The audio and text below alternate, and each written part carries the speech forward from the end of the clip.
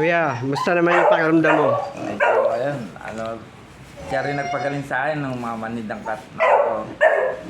Maayos lang ano ko eh. Manida lang na tinatanggal niya ngayon. Hindi katulad dun, pagka inulit niya, gawa ko ano eh. Mas iba ngayon yung pakiramdam mo. Oo. Siya May improvement talaga. improvement talaga yung hilot niya sa akin. Oo, kaya dapat talaga dire-diretso. Tsaka yung pag-iwas talaga sa mga bawal.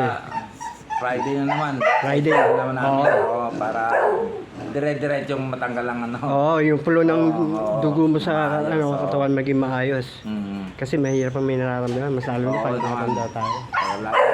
Pag nagtrabaho, istorbo talaga. Oo, tsaka tama rin yung sabi sa inyo, water therapy. Iwas sa karne. Hanggat maaari, gulay tayo. Mm. Tapos iwas sa inom, sa alak. Yun talagang ano ko ngayon. Yung- Pati sa rice. Bawas talaga. Bawas talaga ako. Kasi ang rice, carbohydrates, may sugar content din ng rice. Oo. Buti sana kung brown rice. O, pang-ilan mo na bang atake? Pang-ilan mo na? Isa lang. Ayan, Oo.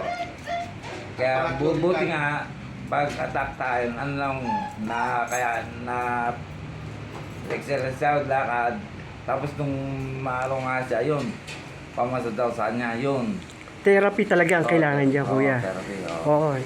Kasi pag hindi ka tinerapi, katulad yan, yung mga balikat mo, tinatawag na prosen, proportion. Oo. Pag hindi nagalaw yan, talagang matutuluyan yan. Talagang stock up Oo. yung katawan. Yung mga ugat-ugat. Oo. Eh, buti nga nagkita kami na ito na ilutan ako yun.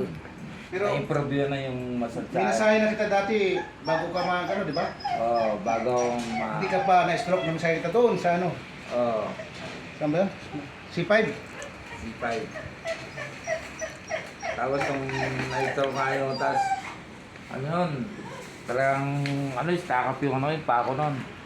Inulot niya sa balbaka ako na nawala yun yung tapos dire-diretso na. Sayo, sige, tayo. Kung kailan na uli magpaano yun. Awa ng Diyos. Yun din naman ang i-advise ng doktor, therapy. Mm. Hindi nakukuha lahat siya sa gamot, sa therapy talaga. Oo. Tsaka yung, ang sakit talaga nakukuha yan, karamihan, pumapasok sa katawan natin, katulad ng pagkain, sugar, ayan. Kailangan magapan, tsaka Oo. umagal. Sige, sa'yo na yan. Para meron kang maganda rin yan eh. Maganda rin yan, yung na yan. Maganda rin yan. Hindi, para gamitin natin sa'yo. Meron naman ako. Meron ka ba? Oh, sige. Ayan, magagamit mo yan, kuya, pag ano. Thank you. Okay, sige, kuya. Wala. Thank you. Mamaya, Kuya Larry.